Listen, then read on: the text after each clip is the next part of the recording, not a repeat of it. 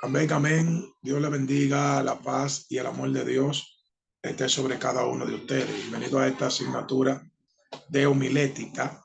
Habla el pastor Jonathan Jiménez desde Dominicana. Y en el día de hoy vamos a hablar acerca de lo que es la libertad retórica. La libertad retórica es un tema que tiene que ver con el predicador y cómo se muestra el sermón o cómo se presenta el sermón. La presentación más eficaz desde nuestro punto de vista para la presentación de un sermón es aquella que se podría describir como la libertad retórica. Ahora, la libertad retórica es la presentación natural, personal y espontánea de un sermón. A eso es lo que nosotros llamamos libertad retórica. La libertad retórica es la presentación natural, personal y espontánea del sermón. Ahora, debemos entender que la predicación requiere espontaneidad, naturalidad y una entrega personal, porque la palabra de Dios dirige al hombre de una manera personal y directa. Entonces, ¿cómo puede un predicador adquirir esa libertad retórica o esa manera de presentar el sermón de manera libre, o como ya le estoy mencionando, desde una perspectiva de lo que es una libertad retórica?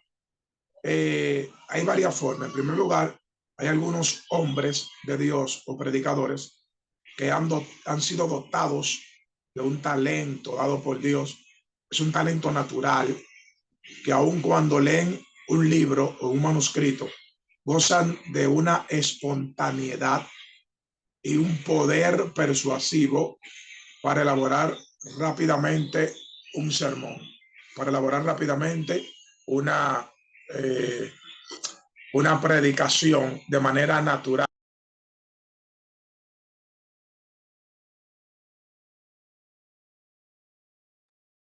Para presentar una predicación de manera natural, sin necesidad de apuntes o sin necesidad de bosquejo. Sin embargo, en la mayoría de los predicadores deben cultivar esta libertad retórica. Es decir, que hay un grupo que usa la libertad retórica de manera natural, de manera dotada, un talento, como un don dado por Dios. Sin embargo, hay otros que deben cultivar eso, practicar eso, para poder tener una libertad retórica ya más perfeccionada. Para esto, vemos una teoría de un homilético llamado Kuller. Kuller habla acerca de la libertad retórica o la predicación sin notas. Y este homilético enseña que la predicación sin notas no es predicación sin preparación. O sea, él dice que aunque no se haga bosquejo, aunque no se tenga apuntes, sí debe de haber una preparación. El predicador debe tener una preparación antes de ir al podio o al púlpito a dar un sermón. La libertad retórica no se trata de hablar de la mente. Lo que me llegue a la boca lo digo, no. La libertad retórica es la capacidad de poder desarrollar un sermón sin notas, totalmente de la mente. Es como organizarlo en la mente. Y eso se le llama libertad retórica. ¿Por qué libertad? Porque no está atado o dirigido por un papel o un teléfono o una tablet que tengan esos apuntes. Por el contrario, Kuller dice que para predicar sin notas hay que hacer una preparación completa y minuciosa del mensaje que se va a presentar. No es tampoco la libertad retórica una preparación sin notas en el sentido estricto de lo que es la palabra de Dios. O sea, que la preparación siempre tiene que predominar a la hora de un predicador elaborar un sermón, porque la teoría de la organización se entiende que por medio de un bosquejo. Ahora, definitivamente, la libertad retórica no es un show donde el predicador se aleja del púlpito, del bosquejo, y separado del púlpito llama la atención de la congregación hablándoles palabras de la mente. No se trata de eso. Se trata de que el que tiene libertad retórica tiene la capacidad de poder enseñar totalmente de memoria sin tener que acudir a un libro, a un manuscrito, a un bosquejo, a una laptop, a una tablet o a un teléfono que tenga apuntes sin necesidad de ir a una libreta, pero tiene la organización en la mente. Ahora, la predicación sin nota es más bien una preparación, ¿verdad?, minuciosa de un bosquejo en la mente, un bosquejo en la mente sin estar atado a la lectura del libro o de lo que se está enseñando. En aplicación, la predicación saturada de lo que se va a decir por medio de una lectura hace que la congregación se concentre más en la distracción del predicador, más en la palabra, porque mediante el predicador inclina mucho su rostro a los apuntes, puede distraer la atención de la congregación. Entonces, para cultivar una libertad retórica, en dado caso de que no se tenga ese talento, ese don, esto viene producto de largas horas de trabajo de investigación, organización y sobre todo memorización. Repito, para cultivar una libertad retórica es un fruto largo de horas de trabajo, de investigación, organización y memorización de la palabra del Señor. Uno de los valores más fecundos de esta clase de entrega del sermón está hecho en que la libertad retórica hace que aumente el contacto visual de la congregación y el predicador. Entonces, la vista es determinante por medio a la comunicación. Para que haya una buena comunicación, la vista debe estar puesta en el que tú le estás hablando, con el que tú estás conversando, con el que tú estás charlando. Bueno, los estudiosos dicen que el ojo en sí mismo es un órgano del habla y se necesita para cada comunicación. O sea que cuando alguien tiene un contacto visual, no solo ayuda a captar la atención de la congregación, sino en la retroalimentación del mensaje. Cuando yo estoy pendiente, mirando con el que estoy hablando, prácticamente la persona va a prestar más atención y va a tener más libertad de comprender lo que yo estoy transmitiendo y lo que yo estoy enseñando. Ahora, cuando hay un contacto visual entre el predicador y la congregación, hay un intercambio vital, ¿entiendes? Porque el enfoque del predicador por medio al ojo está en la congregación y el enfoque de la congregación por medio al ojo está en el predicador, y esto ayuda a crear una atmósfera de diálogo, o una atmósfera comunicativa. Un homilético llamado Crane dijo lo siguiente: un buen discurso público es en realidad un diálogo de conversación. Por un lado, el orador comunica sus ideas y sentimientos mediante la palabra, gestos del rostro movimiento del cuerpo y el timbre de su voz. Por el otro lado, el auditorio recoge esta comunicación y responde comunicando al que habla su aprobación, su hostilidad o su indirecta información que está transmitiendo el predicador por medio de sus gestos y a su forma de moverse, hablar y mirar.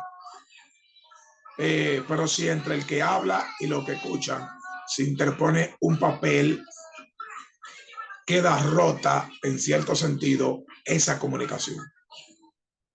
Lo que debería ser una conversación se convierte en un monólogo, porque ya solamente lo que diga el predicador, entonces la audiencia no lo ve como una comunicación bilateral de ambas partes, sino como un monólogo.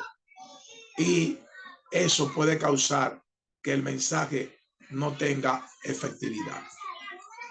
Y de eso se trata la libertad retórica. Por otra parte, hay que tener presente de que la mayoría de las congregaciones prefieren la predicación sin notas, es decir, sin apuntes. Esto es cierto de que cualquier congregación, pero esencialmente las congregaciones latinas de Latinoamérica, prefieren la predicación sin notas. Repito, una predicación sin notas, sin apuntes, no es una improvisación per se como tal, sino que tiene que ver con una preparación previa del predicador. Entonces, todo ser humano le agrada la atención personal, le agrada que le presten atención y prefieren una comunicación directa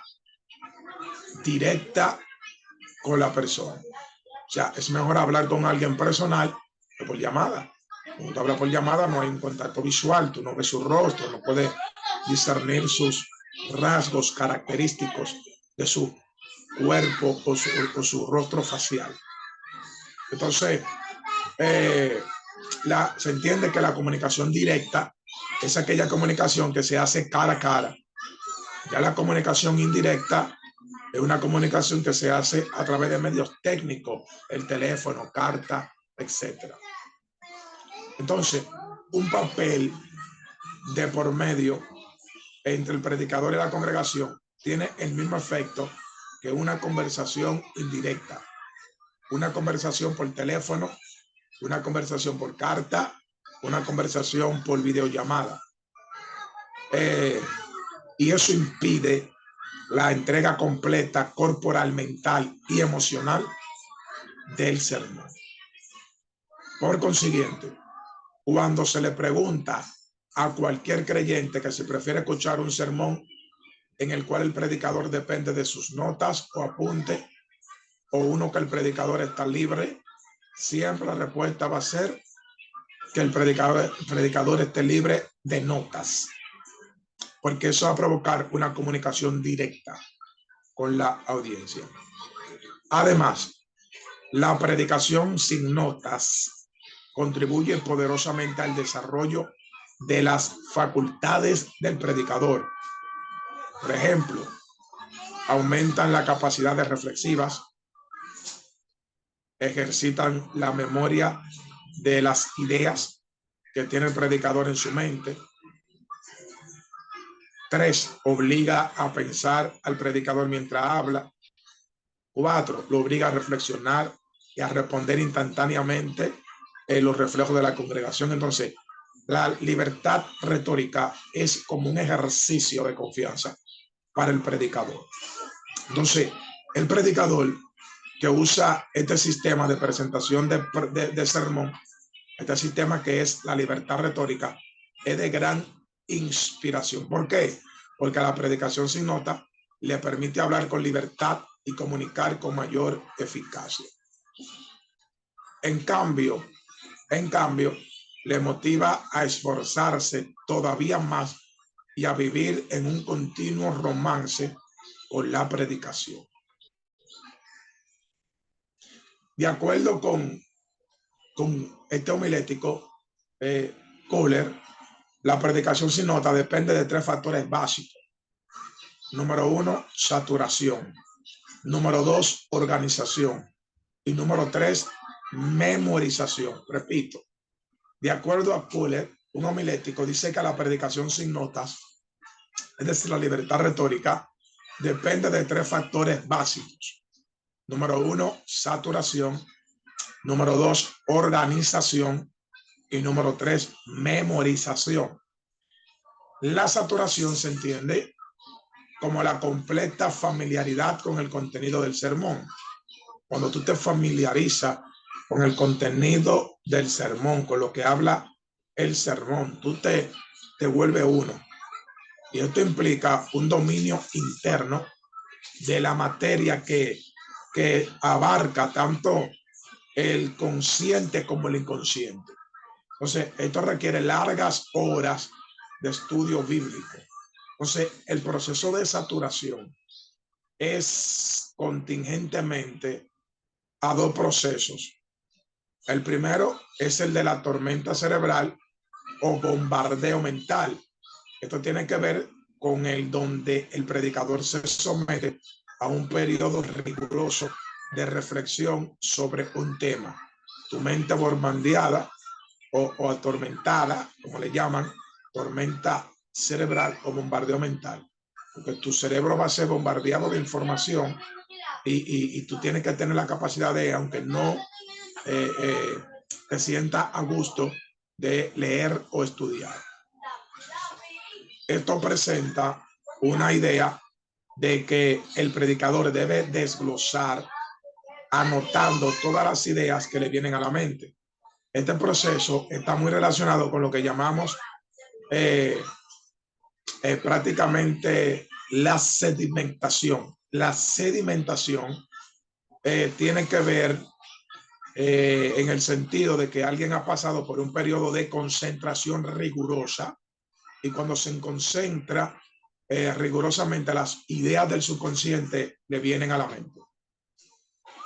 Este es el primer proceso, el proceso de saturación. El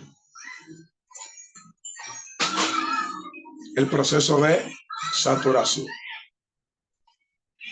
Luego viene lo que es el segundo paso, el segundo factor, que es la organización. Es cierto de que un sermón no puede presentarse si no tiene una buena organización. Y si no hay una buena organización, el sermón puede arruinarse totalmente. Entonces, la buena estructura de un sermón viene por medio de la organización. La organización. O sea, para nosotros poder escuchar inteligiblemente el curso del pensamiento que se está presentando en un sermón, si no hay organización, eso no va a producir una buena eficacia por medio del sermón. Y cuando la estructura del sermón es dificultosa, generalmente los oyentes se dan cuenta de la dificultad del sermón y de que el predicador tiene un total desorden, ellos mismos van a rechazar el sermón. Hablar de organización del sermón, hay que tener claro que ya eso lo hemos hablado en clases anteriores. Organización del sermón está la introducción, está el tema, está el título, está el cuerpo del sermón, que es el desarrollo, están las partes del sermón o las divisiones del sermón y las subdivisiones del sermón, están las conclusiones del sermón y la reflexión final del sermón. O sea, todo eso tiene que ver con la organización. Está la oración motivadora, la palabra clave, las preposiciones del sermón, que todas esas cosas le hemos enseñado en enseñanzas, en lecciones anteriores. Entonces, la buena organización del sermón aumenta las posibilidades persuasivas del sermón, aumenta la capacidad de que tú convenzas a la gente por medio del sermón. Entonces, los sentimientos de una congregación son excitados más poderosamente y permanentemente cuando se apela a un orden y a una organización. Entonces, ¿qué es lo que hace la organización? Va a ser que el auditorio tenga una retención del sermón. Entonces, la retención del mensaje por la congregación te va a presentar un valor extraordinario de una buena estructura ya organizada, porque mientras más organizado está el sermón, hay una retención en los oyentes. Pero para que pueda darse este hecho, es necesario que el predicador mismo tenga un dominio cabal de la materia. Entonces, la buena estructura le ayuda al predicador a retener y a recordar el material del sermón. Porque cuando el predicador tiene una buena organización, no solamente va a beneficiar a la congregación de retener el mensaje, sino que va a beneficiar al predicador también a poder de tener un dominio sobre el tema que va a hablar.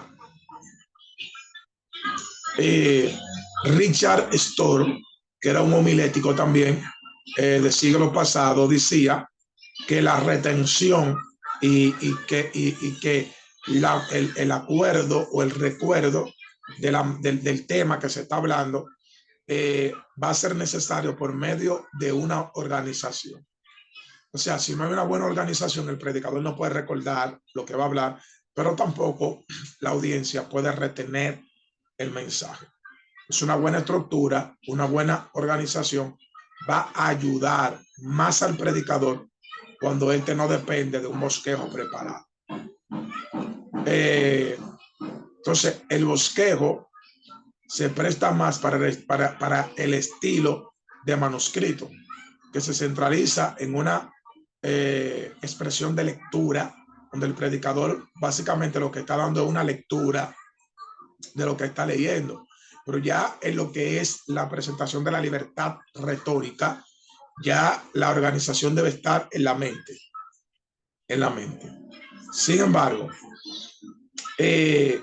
no podemos crear confusión en nuestra mente, que esto impida al predicador tener libertad a la hora de predicar. Debemos ser claros con lo que es la organización. Para que haya un bosquejo correcto, sea escrito o sea en la mente, debe de haber un instrumento eficaz y conciso, ¿verdad? De lo que se va a hablar. Cuando se habla de conciso, estamos hablando corto. No podemos alojar en nuestra mente ideas largas, porque esto va a dificultar la memorización, que vamos a hablar de eso en un momento, de poder recordar ciertos puntos muy largos. Por eso se usan las palabras claves que sirven como señal o códigos que van a activar en nuestra mente toda una enseñanza por medio a esa palabra. Cuando la memorizamos y la traemos a memoria, ya todo viene a nuestra mente. Entonces, en cierto sentido, cuando los pensamientos memorizados por medio de una organización se concretan en oraciones simples, en palabras sencillas, cortas, concisas, eso va a ayudar al predicador a poder recordar fracciones largas o temas largos. En cierto sentido, el bosquejo, sea mental o escrito, debe ser estructurado de tal forma que las divisiones principales y las subdivisiones encajen en el cuerpo del sermón y den unidad al sermón. O sea, no complicar mucho lo que es la organización para que el predicador la pueda memorizar o se pueda recordar de manera clara. De aquí se recomienda que cada subdivisión se escriba en forma de oración simple o de palabras sencillas. Entonces, las conexiones entre subdivisiones no necesitan que sean largas, deben ser palabras cortas, palabras muy cortas, aunque deben ser ensayadas mentalmente antes de la presentación del sermón. Esto le dará más carisma a la predicación y hará la retención del bosquejo mucho más fácil. Se sugiere que el bosquejo sea escrito a mano en un solo lado de una hoja de papel cuando va a ser escrito.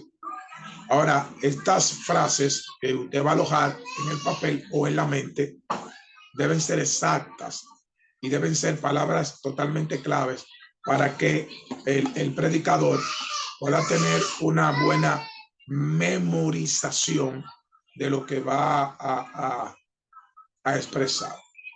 Entonces, el tercer factor, que es la memorización, es determinante para la libertad retórica. Pero la memorización viene del bosquejo ya organizado. Y hemos dicho que la memoria es una de las 5 leyes canónicas de la retórica. Eso lo aplicamos en la enseñanza pasada.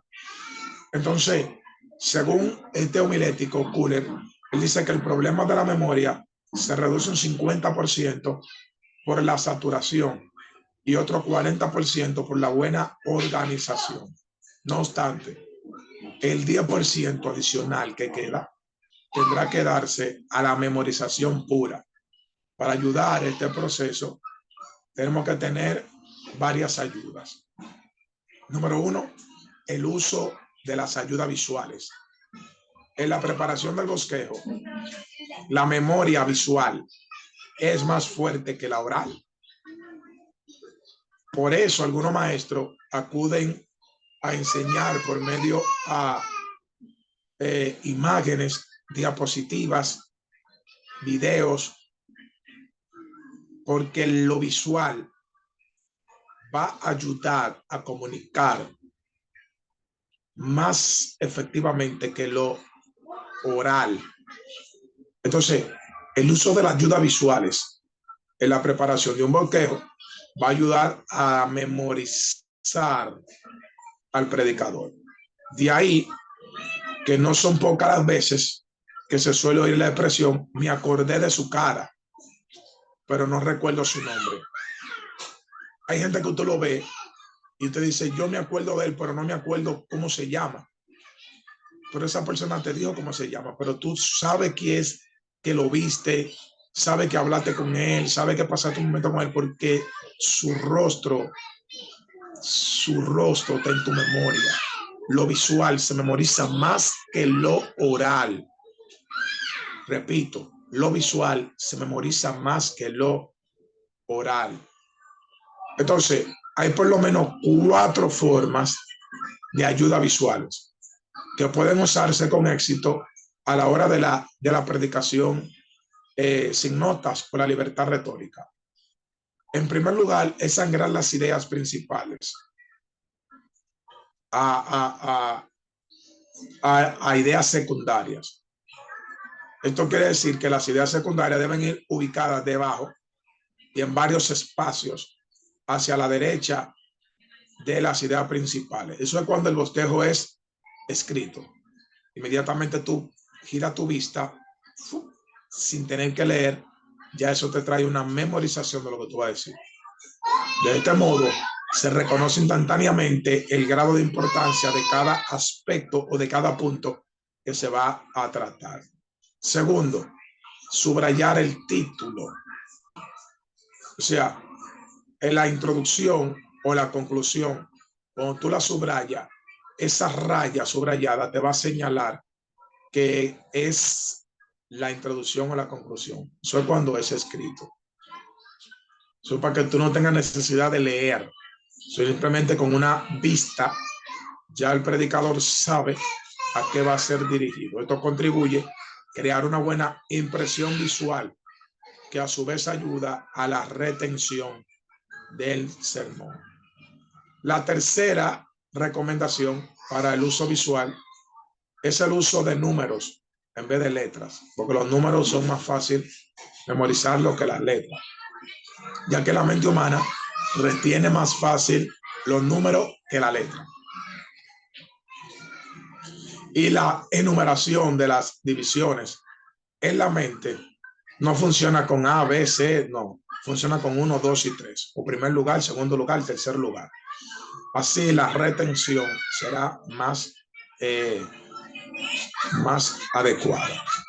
La cuarta ayuda es escribir a mano un bosquejo y no por medio a computador o a máquina, pues sí, de mecanografía o impresión. Porque cuando tú apuntas con tus propias letras ortográficas, tú te familiarizas más con el bosquejo. Eso es cuando es escrito. Entonces, por ende, se recomiendan que los que van a hacer un bosquejo escrito tengan apuntes y abreviaturas en las oraciones cortas de los párrafos. ¿Para qué? Para que haya una mejor memorización. Estas cosas, cuando el bosquejo es escrito, suelen ser muy eficaces para la retención de ilustraciones y algunos detalles que elaboran divisiones principales. Sin embargo, las divisiones principales y subdivisiones pueden recordarse más fácilmente cuando se expresan en oraciones cortas por completas. Déjenme aclarar algo. ¿Por qué estoy mencionando bosquejos escritos cuando la libertad retórica tiene que ver con la memoria y no depender de una lectura? Porque dentro de la libertad retórica está la opción del papel, pero para ayudarte a la memorización, no para leer. O sea, yo en el papel, simplemente con una vista, memorizo lo que voy a hablar o lo que ya tengo en la mente, me lo trae a memoria. Por ejemplo, si yo voy a hablar de 5 personajes en la Biblia, por orden, yo lo anoto en un papel. David, Salomón, Jeremías, Isaías, Daniel. Y simplemente lo enumero, 1, 2, 3, 4 y 5. Y simplemente veo, ok, Daniel, arranco a hablar de Daniel.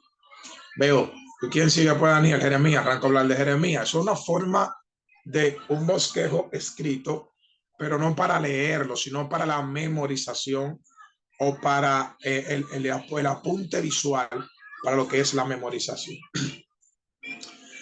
También se aconseja que el bosquejo, si se va a hacer escrito para la memorización, tenga una brevedad. Cada línea que representa un párrafo, no más de 20 palabras. No, porque tampoco es un bosquejo escrito. Son palabras clave que tú vas a anotar o temas o personajes que te van a ayudar a la memorización de lo que ya tú tienes en la mente para poder desarrollar una libertad retórica. Entonces, también, aparte de que este bosquejo debe ser breve, otro consejo es que debe tener ideas paralelas. Es decir, debe tener un mismo patrón en cuanto a frases, nombres y ejemplos. El paralelismo implica que haya una coordinación clara de lo que es una buena estructura de un sermón. Por ejemplo, si el primer punto se da en forma interrogante, el segundo y el tercero debe también seguir con el mismo patrón de interrogantes. Debe seguir con la misma secuencia de preguntas. Otro consejo que se da para la ayuda de la memorización visual es la limitación de muchas divisiones. Tradicionalmente, algunos homiléticos han recomendado que las divisiones principales del sermón sean 3, no más de ahí, para no alargar mucho esas divisiones, y esta limitante de divisiones lo que le va a dar es facilidad a el predicador a poder memorizar lo que va a hablar a la audiencia, porque cuando hay muchas divisiones se ridiculiza la idea y se estropea la idea. Entonces no hay nada de sagrado en el número de divisiones que debe tener un sermón de 2 o 3 divisiones. Ya 5, 6, 7, ya eso es muy largo y puede complicar el asunto. Lo que sí debe tenerse en cuenta y lo que sí nosotros debemos tener presente es el hecho de que cuando tenemos solo una división hay algo débil en la estructura. O sea, esa división es parte de la proposición y las subdivisiones de lo que se va a establecer en el sermón. O sea, tampoco puede ser una, pero tampoco pueden ser muchas. A lo más 3, a lo más 3, a lo más 3. Entonces, otro punto también es que el tiempo disponible para el sermón es un factor en contra también que tiene el predicador, porque Si pones 5 divisiones, entonces va a alargar demasiado el sermón. Entonces puede ser muy cansado para la audiencia. Ahora, con el aumento que han producido los medios multisensoriales en la velocidad comunicativa, el hombre moderno se reduce cada vez más a la eficacia de sermones largos. Por ejemplo, hoy por hoy, después de 20 minutos, ya se pierde a una congregación. A menos que no haya una conectividad, después de 20 minutos ya se están cansando, ya se quieren ir. Se cree que las ideas se deben presentar ya a los 20 minutos del sermón. Entonces, ahora hay excepciones que se presentan, no obstante que quede en pie el hecho general de que el sermón eficaz es aquel que se dice mucho en pocas palabras. De aquí, nosotros podemos ver o sugerir una cuestión. Es que un sermón con más de 5 divisiones tiene más peligro de excederse de tiempo que un sermón que tenga menos divisiones o menos puntos a tratar. Entonces, las leyes naturales de la memoria son las siguientes. Número 1, la primera es la de la impresión. Mientras más sentidos empleamos, más impresión obtenemos. Y hay mayor probabilidad de que retengamos el material que vamos a presentar. La memorización de palabras y pensamientos es reforzada por la impresión visual, el tacto, la vista.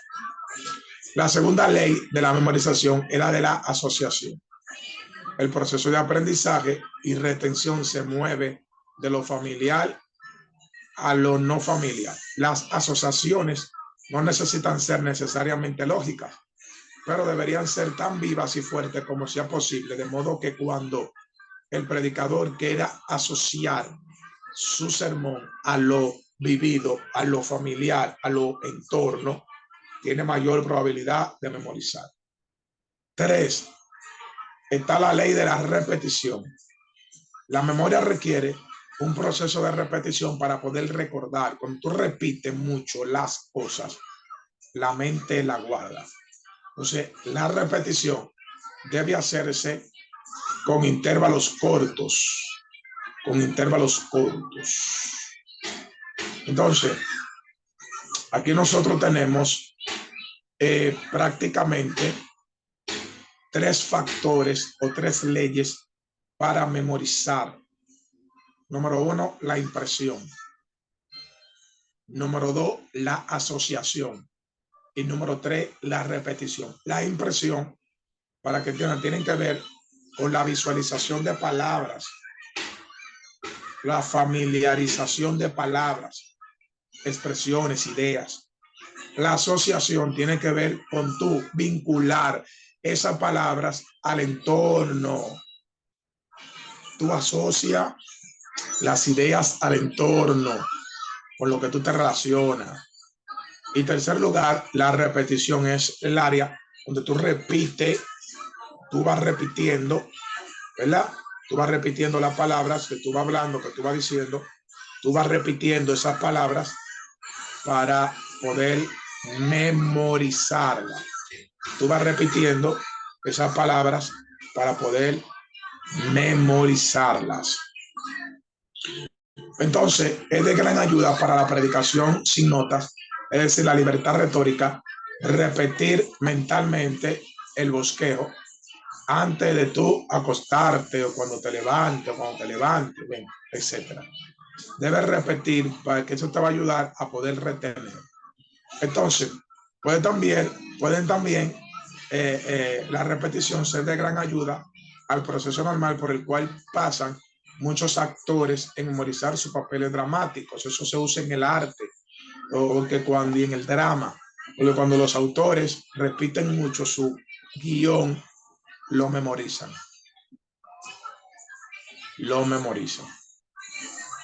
Entonces, ¿qué aconsejamos para una buena libertad retórica o una predicación sin notas?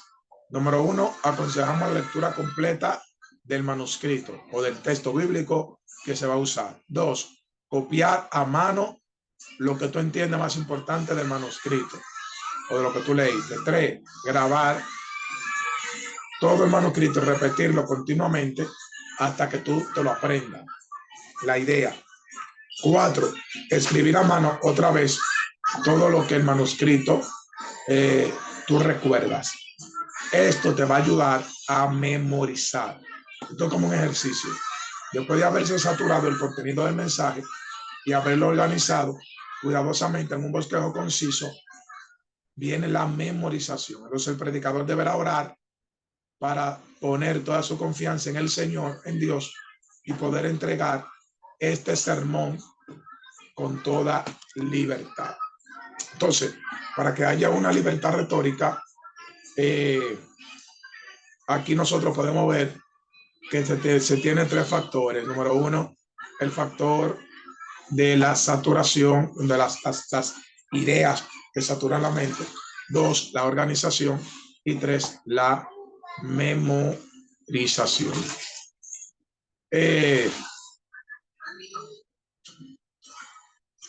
Vamos a dejarlo hasta ahí. Puede parar la grabación